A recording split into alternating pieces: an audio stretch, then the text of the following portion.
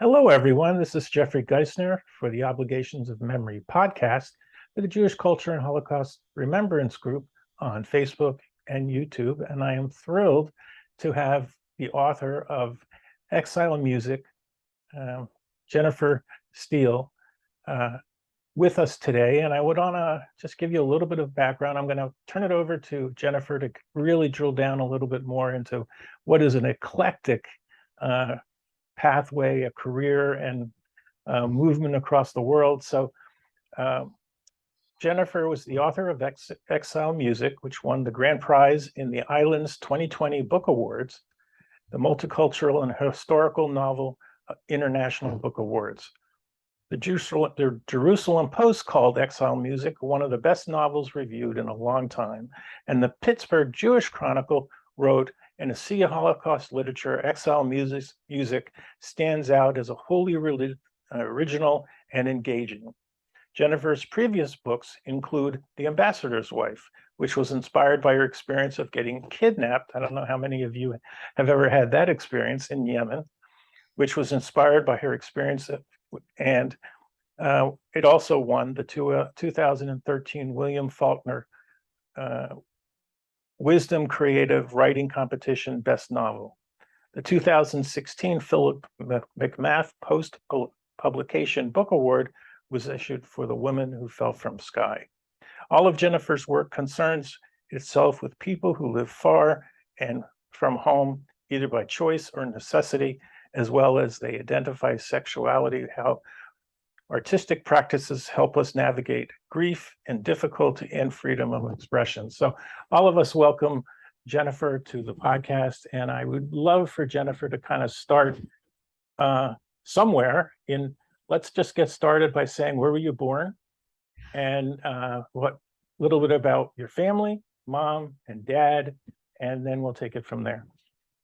Thank you, Jeffrey. I am delighted to be on this podcast. Thank you so much for having me here. I was born in a small town in Massachusetts, about an hour northwest of Boston, Groton, Massachusetts, a town of about 6,000 people. It was a pretty small town that I have always known I was going to leave.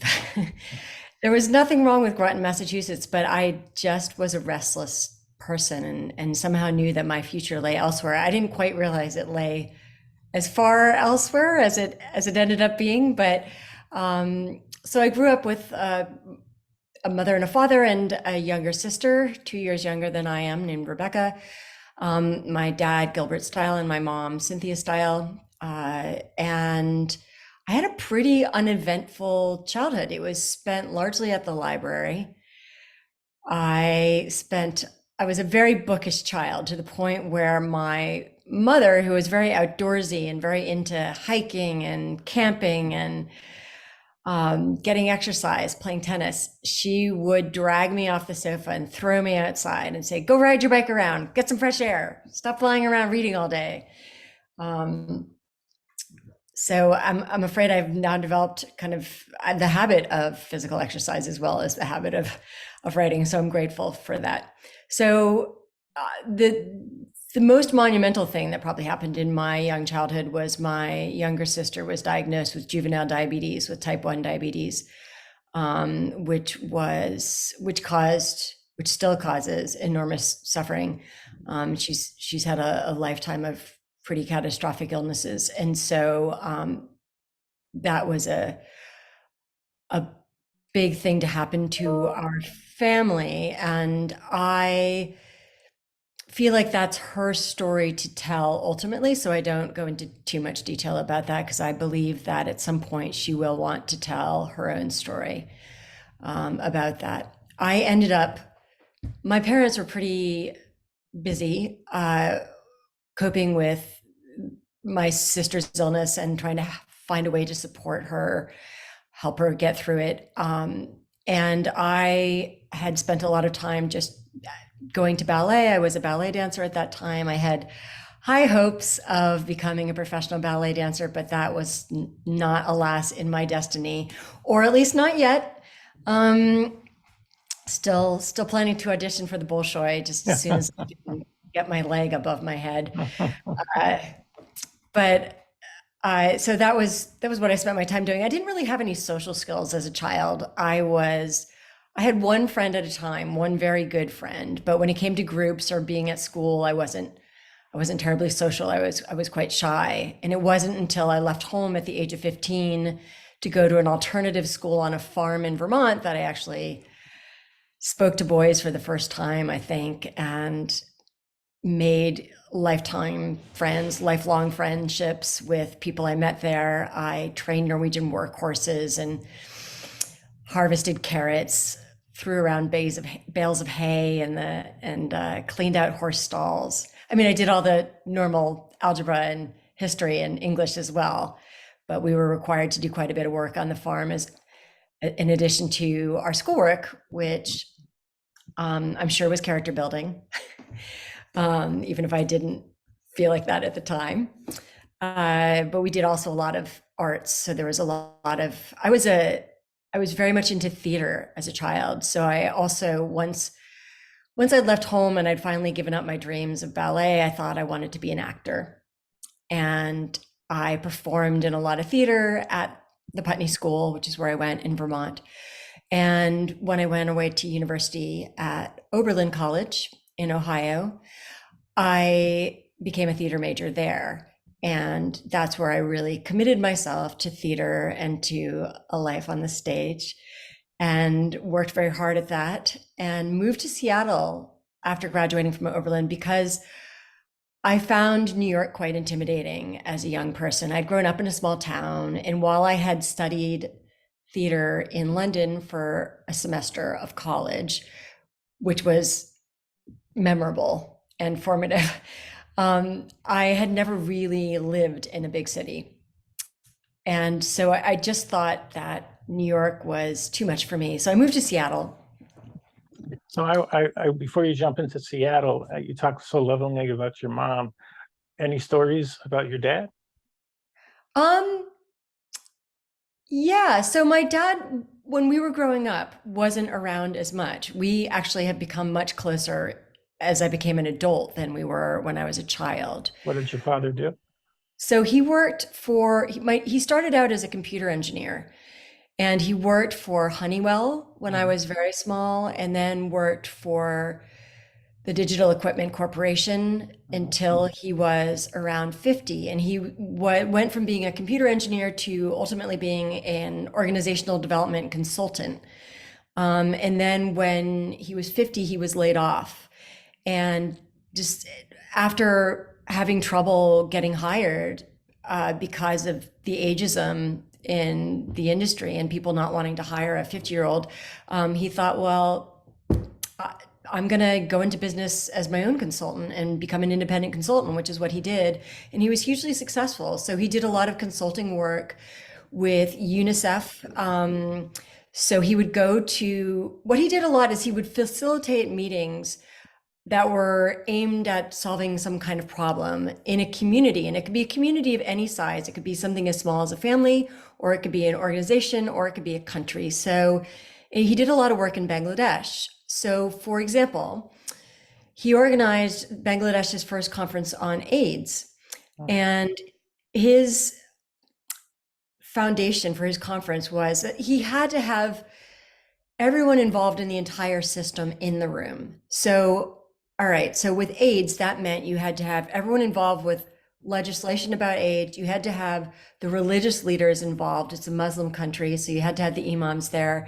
You had to have the sex workers there because AIDS was spreading at that time. Truckers would come in from India, sleep with local sex workers who would sleep with local men who would then sleep with their wives. And so that's how AIDS was spreading. And so my dad said, well, we have to have the sex workers there. And there was a lot of resistance to that. You know, people thought we can't include them. That's, we can't have both them and the imams and the government all in the same room. But somehow he talked them into it. And together as a group, they came up with a plan for how to address the problem of AIDS in Bangladesh. But he did. How did your mom deal with him not being around so much? Oh, my mom was very. I don't think she worried too much about him being gone. I think we were much older. We were out of the house by then. So she didn't have to look after us by the time he was doing a lot of traveling. We were in college and then starting careers and then ending up in grad school. So my mom was actually around that time, I think she went back to art school. My mom's an artist, a really incredible artist. But she didn't have time she studied art history as an undergraduate, but then only worked at different part-time jobs while we were growing up, and spent a lot of time raising us. And so not until we were gone did she go back to study art in Boston. And so I think she was pretty busy. She is a very social person, my mother. So you Um, have your parents are still with you? they are still alive. My mother has dementia. Mm. And my dad, who's 82, is her only caretaker at the moment. Now, how often do you see your mom and your father? I don't see them very often at the moment. I saw them last summer. I Mhm. mean, clearly COVID made it difficult because I Sure. haven't lived in the United States since 2006. Wow.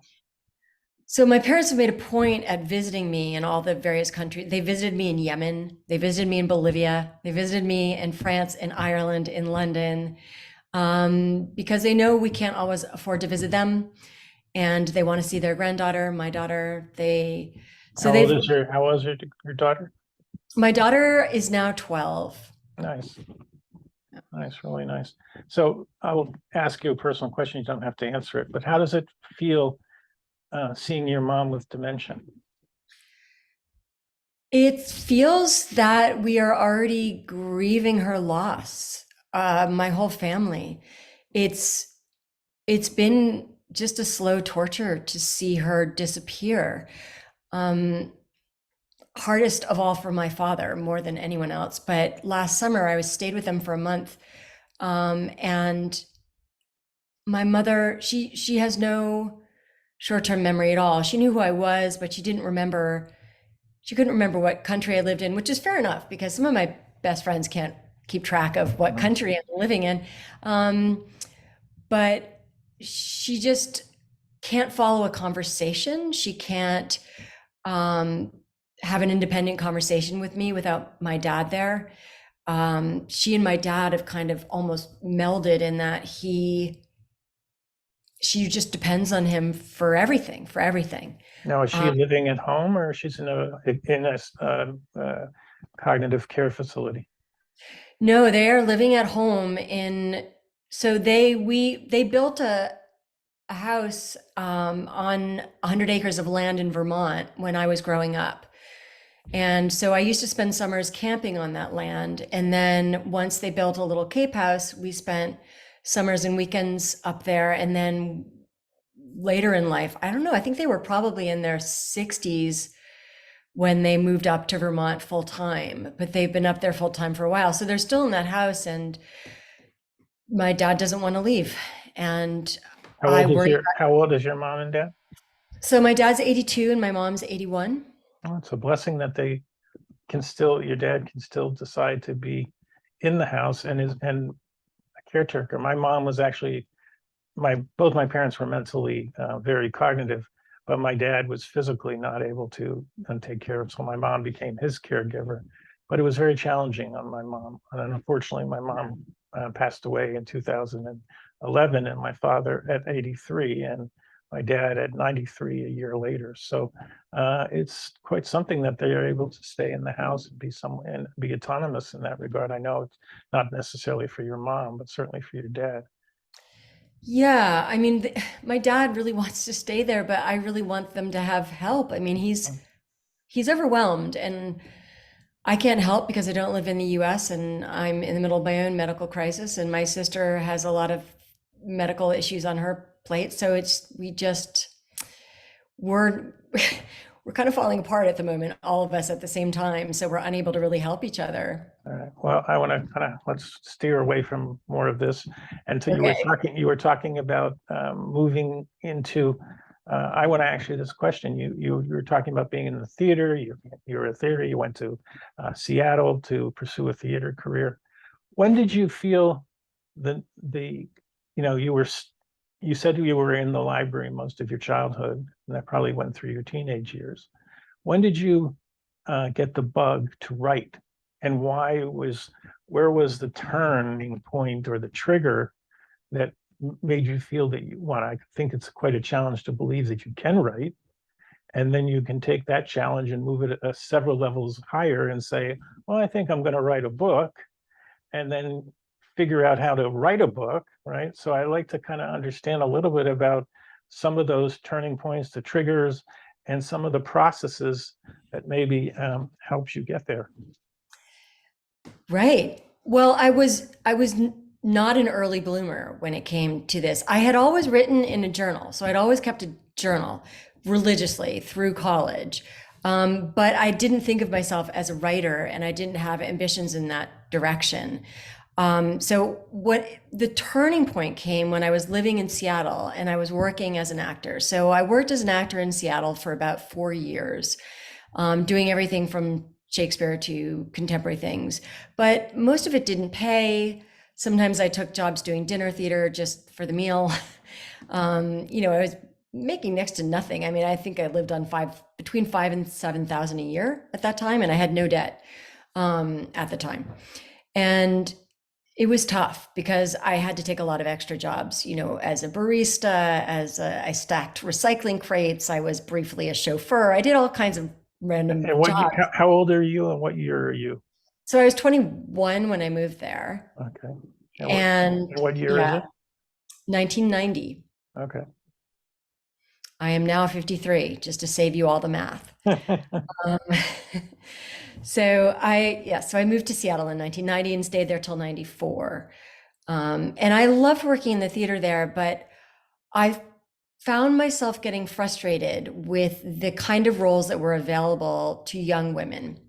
I was constantly cast as the young ingenue or the prostitute with the heart of gold, and that got very boring after a while. I wanted to play someone that was more of a character who was quirky or artistic or a scientist or a mathematician or a paleontologist, astronomer, anything, something that would just be a little out of the ordinary. But because most plays that get produced are still by men, and most of the characters are still men, and a lot of the female roles are they just haven't kept up with society very well. Have you watched The Big Bang Theory? I haven't. No, you I haven't? haven't. Okay. Well, one of the lead ladies is Mayala Balik, and she's a Jewish neurosurgeon. She has her PhD in neurosurgery, so she fits in with these nerds who are all physicists. But Right. your talking reminds me of Mayala Balik, and that's the kind of character that you wanted to play as well. Yes, yes, definitely. I mean, there are a lot of incredible plays by women happening now, and as you know, various television shows and film that are being produced and written by women more. But it's, the playing field is far from equal still, even today. Uh, Do you feel the uh, same way about being an author, being a female author versus a male author? yes, because the way the publishing industry treats women authors and men authors is completely different. For example, The Ambassador's Wife is a novel about the Middle East. It deals with East-West conflicts. It deals with religion. It deals with white savior complex. It deals with some serious stuff.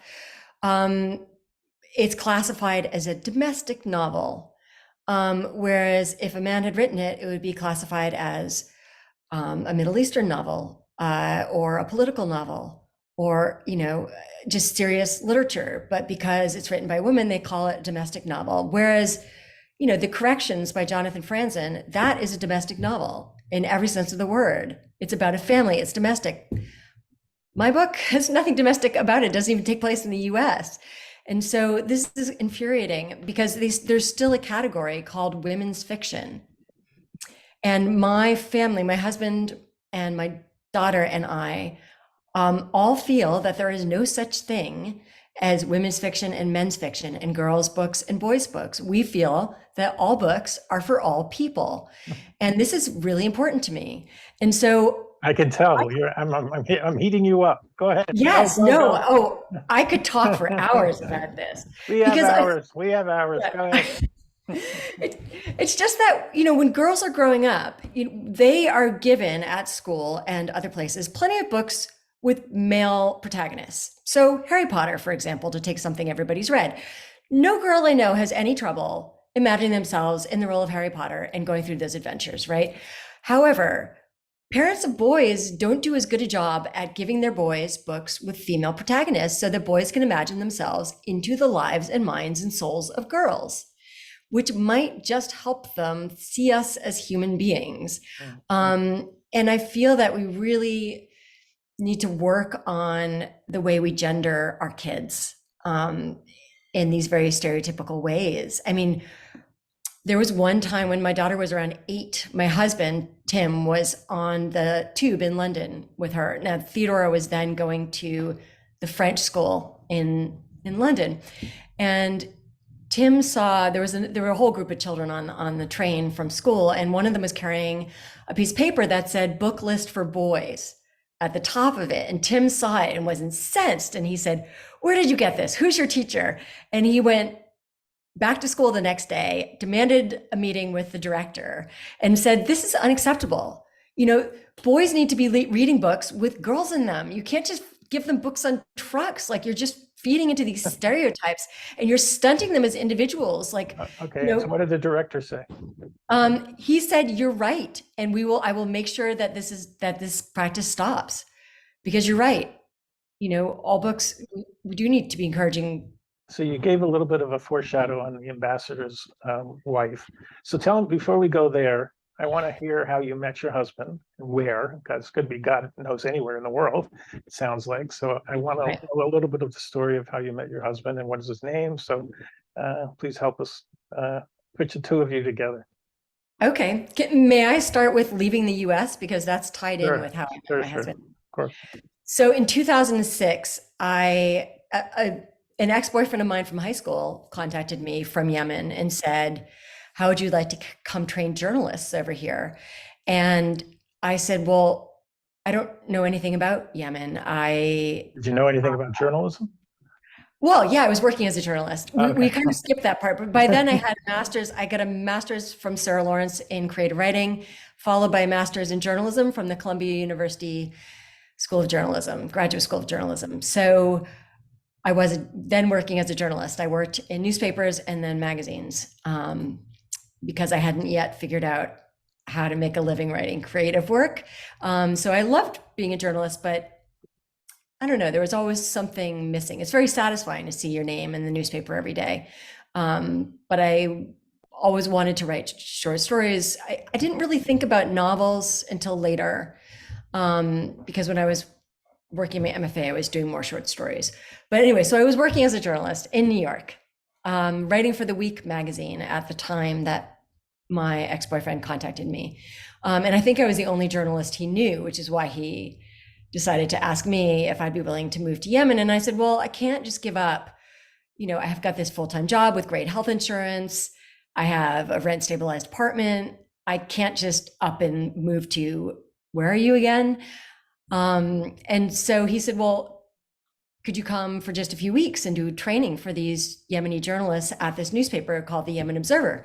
And I said, "Yeah, I've got 3 weeks vacation left this year. I'll come for 3 weeks if that works for the paper." And he talked to the Yemeni man who owned the paper, and he said, "Great, bring her over." So I flew to Yemen, and I had never been by yourself, single, by myself, alone, having never been anywhere in the Middle East at all ever before. So what was the conditions like in Yemen? Now we hear Yemen is an unstable country.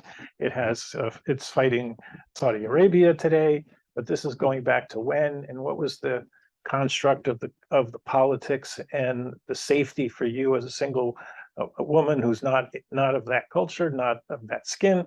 So giving you a little bit of that before you go deeper into the getting there. Sure. So before I went to Yemen, I got on the State Department website where it said, do not, under any circumstances, go to Yemen. Right. And so I was worried and I wrote to my friend who was living there and he said, look, Yemen is the safest place ever. You'll be absolutely fine. He said, the greatest danger is the traffic, which is true. And that's only because I hadn't yet been to Uzbekistan where the traffic is 100 times worse. But anyway, so I was nervous going over, but I wouldn't say I was really frightened. I And think why did the State Department say no way, go to Yemen? What was their concern? because of the attack on the coal and Okay. and the fact that they felt that, I mean, I think the Western media has unfairly branded Yemenis as terrorists. This is not by and large true. There are a few. And I'm sure things have changed since I was there. But when I was there, I have to tell you that Yemen was hands down the friendliest place I've ever lived in my entire life by a long way. And when was this again? I'm trying to remember when. 2006. Okay. 2006. So when I moved there, it was a relative time of stability as far as, as stable as Yemen, ever gets, really. It's had a tough time for many different reasons. But when I was there, I ended up living there for 4 years. But when I first moved there, I'd never seen a city anything like it. It is the most beautiful thing I've ever seen. I mean, the architecture there, the homes look like they're made out of gingerbread cookies. Like, the gingerbread houses people make, and they're decorated with gumdrops and candy canes and white frosting, and they're in the windows at Macy's, or you know what I mean, right? Sure. I bake some of those things. Do you? Yeah. Oh, good. Yeah, I love them. I love gingerbread. So they're beautiful, and they have these stained glass windows. And intriguingly, there was still a Jewish population in Yemen when I lived there. There were only about 50 Jews left in the country when I lived there, because in 1948, most of them were evacuated in Operation Magic Carpet. Which is what? They took them to Israel. Okay. Because of persecution issues. But the houses, so whenever you go to the jewelry market in Sana'a, in the old city, this old beautiful city I'm describing, all the sellers of the jewelry will say it's a Jewish design, because that's the sign of quality. That's how they tell you that it's beautifully made. That it comes from a Jewish design, because there used to be all these Jewish designers in that part of the city. And in the house that I lived in, there was a stained glass Star of David over my bed. So there must have been a Jewish family living there before me. But when I walked down the streets of Yemen, so my very first day, I walked down the street and I was dressed as Yemeni as I could be, so very modestly, covered from my neck to my wrists and down to my feet, long black skirts, long cotton shirts, blouses, and then I covered my hair the first few days, but then everyone said, why are you covering your hair? You're clearly a Westerner, so you don't need to. So I didn't, but I did wear it up, and I never wore any makeup. So nothing that would call attention to myself, because I had enough attention because it was very clear I was a foreigner, but I would walk down the street and everyone I passed would say, welcome to Yemen. We love you. Welcome to Yemen. And I'd never experienced that. And at first I thought, are they like putting me on? But no, they really mean it. They really love you right away. They will say, hello. So I want to let you know that we've just crossed the 30-minute mark of our first episode. Wow, that did go fast. It did. And I want to thank everyone listening for you're listening to Jennifer. And her book is called Exile Music for the Obligations of Memory podcast. I'm Jeffrey Geisner. We're going to come right back for our second episode with Jennifer, and we'll continue the fun talk. This has been quite an interesting interview already, and it's only going to get better, folks. Stay tuned.